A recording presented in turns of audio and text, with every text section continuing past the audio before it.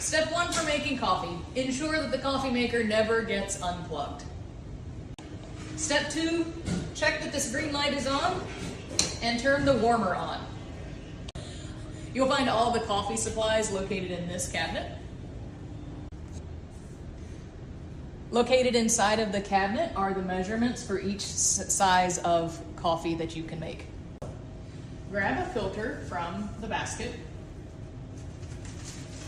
and place filter in one of the large baskets, ensuring that the sides are covered.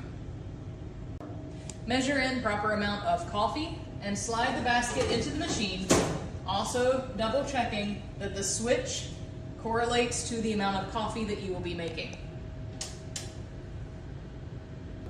Find one of the carafes located to the left of the machine.